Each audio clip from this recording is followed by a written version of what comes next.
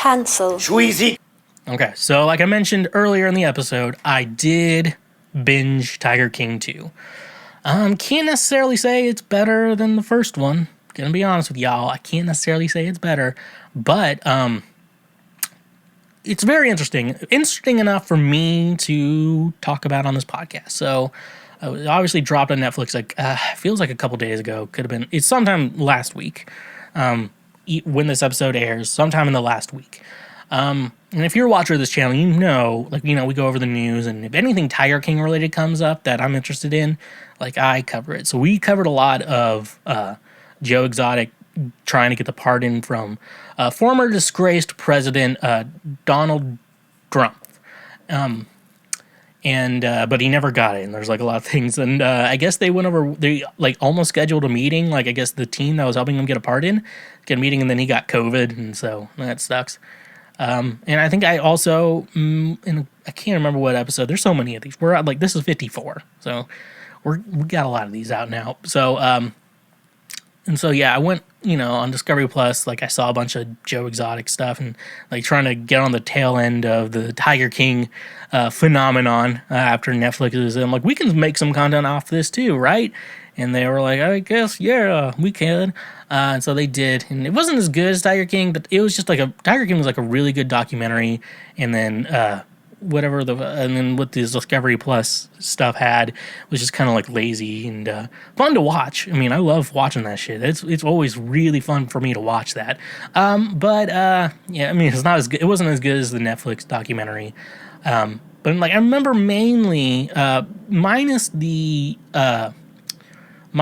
over the pardon on the show. I think I've gone over in the past how Joe Exotic could have been framed for the attempt hit for hire of Carol fucking Baskin. And so I did talk about that a lot, and some of it kind of made a little bit of sense, and I'm yeah, there's probably a little bit more, but I don't know if Joe is 100% innocent in this. So basically, going over season 2 or Tiger King 2. I don't know what we're calling it. Tiger King 2, season 2. It basically goes over three different storylines. Obviously, Carol Baskin murdering Don Lewis, Joe Exotic and Jeff Lowe and their little thing that's going on between them. They just need a kiss, And then Tim Stark is the new guy. So we got a lot to cover. We got a lot to cover here. So Let's just jump into it. So first I want to talk about Joe and Jeff, their feud, which I really do think there's some sexual rivalry there, or there's some sexual tension. Mostly on Joe's end, probably. I could see Jeff being all right, guy, and shit like that. So yeah, I did talk over the Discovery Plus sloppy seconds Joe set up, and this kind of goes into a little bit more detail on that, where I guess the bald guy Alan was yeah, there's more to the story here, and then it's weird where I don't know all of it, but so I assume if you hired someone to kill someone, wouldn't the guy you hired be in trouble too? That's a good question, folks. That's a good question. I identify as a fucking threat. So, I guess there's more that went on, and I'm gonna be honest, I might not have been paying full attention to this. I don't think it was during the bender, but I don't think my brain cells were fully functioning. But yeah, and so, and then Joe was fully on, all of his recordings were in prison on the phone thing, which I'm wondering about that. How much can you actually record shit in prison? I mean, it looked like he was through the phone thing, talking through, and it wasn't very well framed. It was this is the best footage we got and the best recording we got. And obviously thinking about prison, yeah, that makes a lot of sense. And, if you call someone on the phone and stuff like that, and you record the phone call, yeah, I mean, this is the type of guy you get. You know what they say. I guess so. Yeah, I guess they did somewhat set up, setting up Joe to take the fall, but in the end, they both kind of wanted to kill Carol fucking Baskin, because she obviously the lawsuit, they lost the lawsuit. She was going to take over the zoo and everything. And so they're like, we got to kill this bitch. And I think they both like wanted to, but usually when I hear like, man, wish that person, I want to kill that person, you know, you don't actually mean it. You just like, it'd be convenient if they just drop dead. Like, I don't actually want to go out and kill them. That's how normal people think. That's how I think. I shouldn't be the ground level for normal. Just saying. So, I mean, that's the whole thing. And then I guess they moved the zoo and the animals to a different place in Oklahoma. Oklahoma, FYI. So there's that. Oh, and then Jeff and his wife Lauren, and then they kind of came across as like somewhat predatory, which I don't know if predatory is the right word, but I also don't want to speak on any of these women's behalf. I have to say that. I'm just going to talk about what I watched on the documentary. And so they would hire women in the zoo, and that way they'd have threesomes. They have like code 69 on the walkie-talkie and shit like that. And so, yeah, like I said, I don't know. I don't think they interviewed many of these women, or else I didn't pay attention to it. But their stories should be heard. FYI, their stories should be heard. But the Lauren is very interesting to me because very good. I think Lauren's very pretty, obviously. And you know, and we hear about this idea how, you know, good women who are good looking always end up with rich guys. Doesn't matter what the rich guy looks like. That's how this just happens, you know. The secret to a youthful look is your balls drained for a man. But you know, I don't want to shame any woman who only wants to date a rich man, you know, and shit like that. I mean, like if the only thing you got going for you is your looks, like, I mean, once you hit 24 or 30, like you're out of there. I think Lauren just turned 30 too, so let's see how much longer she is gonna last in this. You know, they have a kid together, so like she's gonna be in his life no matter what. So you get it's like when you get a new iPhone, like you got to get the upgrades, you know, that shit. But the weird thing about Lauren though is she seems very smart, and why would she be? And then our Ed Hardy shirt wearing friend Jeff, he's just a con artist. Like he probably does have a good amount of money, but like, is their love real? Like, is their love real? I mean, she just turned 30, so we could learn very soon if love is dead from what Lauren would say to us on what's happening. So we never know here, but they're like predators, and they're using these women for sex and stuff like that. Like, I mean, like in my mind, it's like, well, if it's consensual, but was it consensual? Don't ask me. What does Jeff Lowe look like naked? Honestly, someone sent me a link. Hey, this is Jeff Lowe naked. I mean, I would click it and look at it, but do I want to see it? No. That's This is the type of guy you get. no. You know, I know his flaccid penis is very small. Hard could be fine, but you know he's a grower. Like he looks like a grower. You know. And there's no shame in that, folks. There's no shame in being a grower. Well, yeah, and then they had like this lawyer on the show. His name's like John Phillips. Like clearly this guy just wants to be famous and on TV. Like there is some sort of mental disorder where you're like, you want to be famous. However, you don't have the talent to be famous. So like musicians and actors and stuff like that, like they're famous, but they probably, like, as long as they're financially stable, they're okay as long as they can do the career they want, like with music or podcasting and stuff like that. This guy's a lawyer, so he's clearly making probably a decent living, especially he's trying getting these celebrity cases. If you want to consider these people celebrities, it's just trash people. And so, like, first he initially wants to look into the disappearance of like Don Lewis. So they try to like get all this information and stuff like that. And so, like, they do that, and then they air a commercial during when Carol fucking Baskin was on Dancing with the Stars, and like stuff like that. And then the family of Don Lewis was like, probably not. And they were like, we're going to let you go. And so then he's like, I still got to ride this train. And so he starts working for Jeff and Joe and trying to kind of get testimonials out of them and Alan and the fat redhead guy, you know, who's business entrepreneur and shit like that. Entrepreneur, some would say. And so, like, you know, obviously stuff like that. I don't know how much was on camera that I paid attention to. See if Joe can be removed from prison. But, like, yeah, like I said, he clearly just wants to be famous. Like, he was on an episode of Let's Make a Deal. They showed it during the documentary and stuff like that. It's just very clear that this guy just really wants to be famous. And he just, like, saw Tiger King, like, this is my ticket. He's like, a reality show with that needs legal advice. This is my ticket. This is my ticket to be getting famous. And it's kind of like, buddy, we kind of see through. I don't know how good of a lawyer he actually is. I mean, it was very bold to air a commercial. It's like, if you know anything about Don Lewis's disappearance, please call us. Like, that was pretty fucking bold and pretty fucking funny too. Honestly, that's funnier.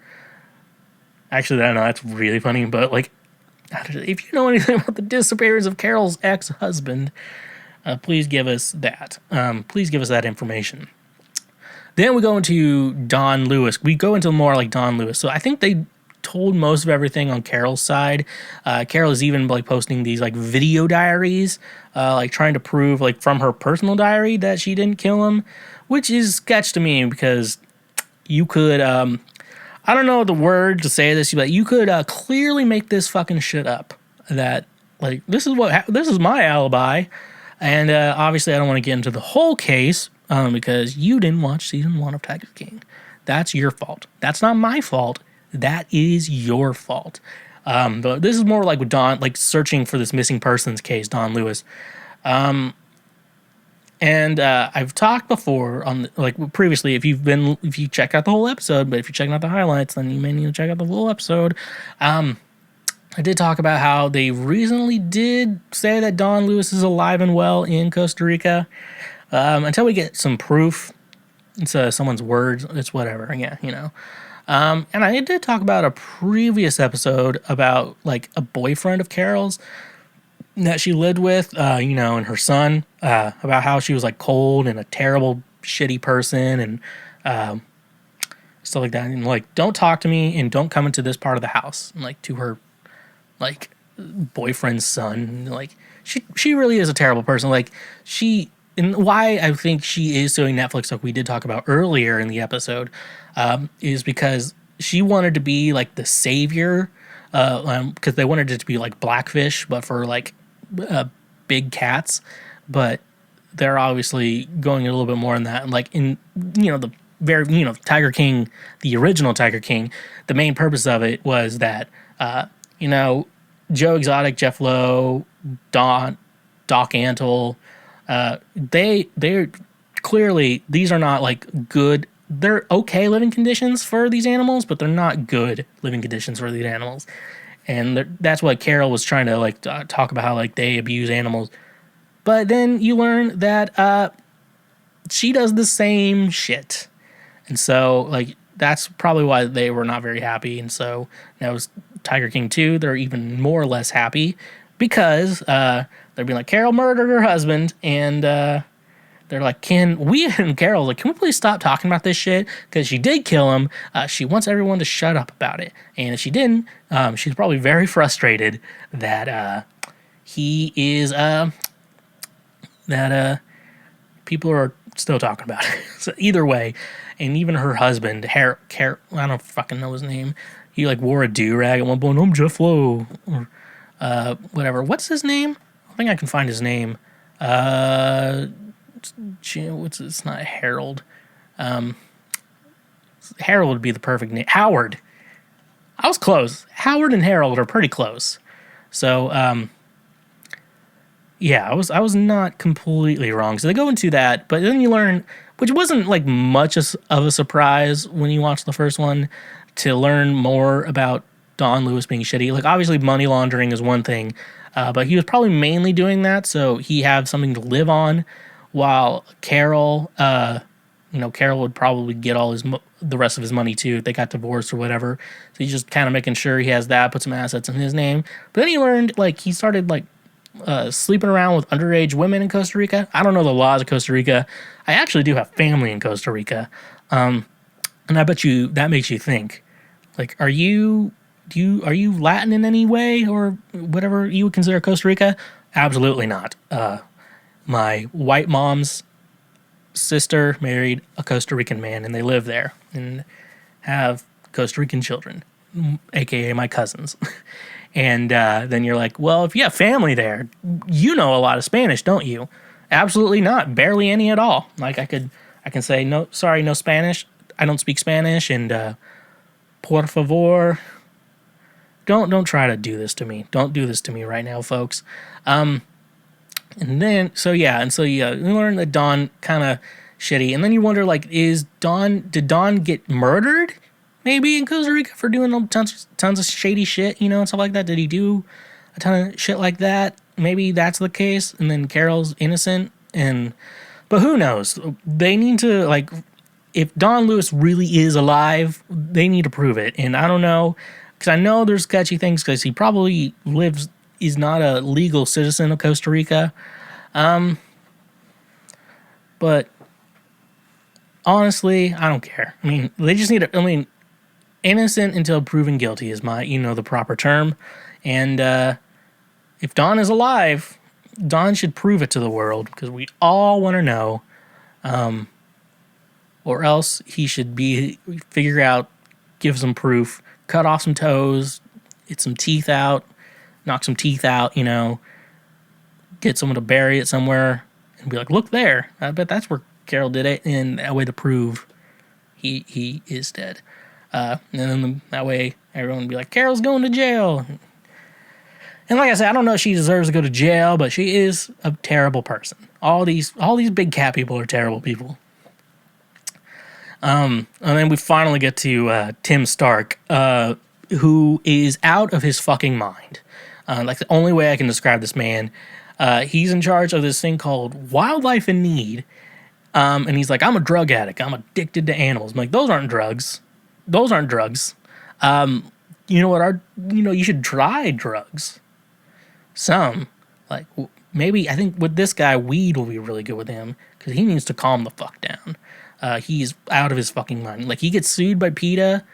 At one point, he has to go to court, and he's like, "Fuck you." He's like saying this in court, like, "Fuck you. I'm gonna represent myself. Fuck you.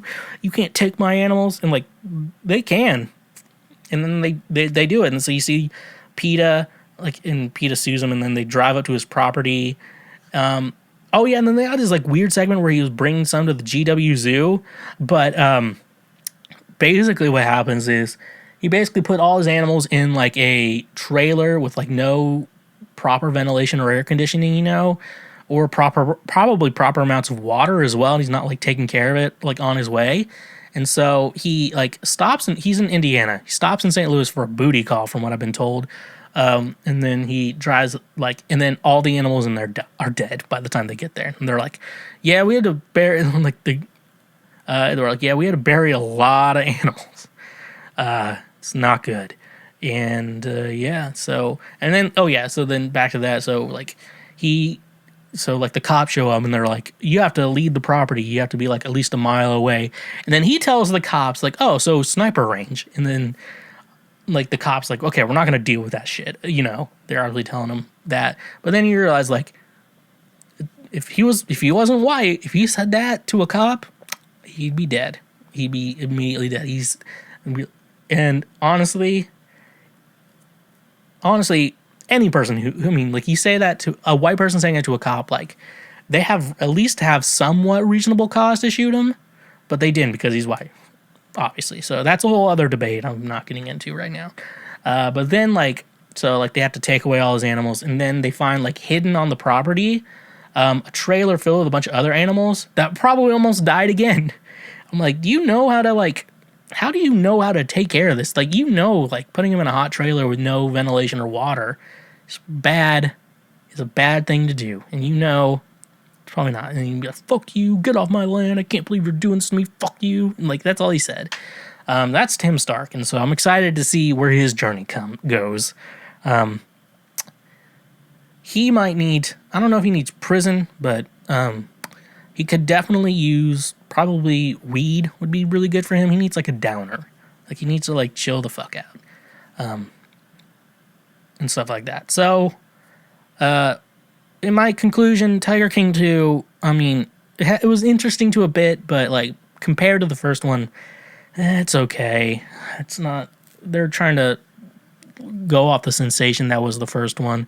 Definitely didn't live up to it, but you're also kind of interested in these. You're already like into these stories, so you kind of want to know what is like going on with everyone, like what's going on afterwards, and then all this new shit comes up and everything like that. So you learn that, and also concluded, as I already knew, big cat people are out of their fucking minds, and I could give any of you a lesson. Don't get involved with any of them. They're out of their minds. You shouldn't get involved with any of them.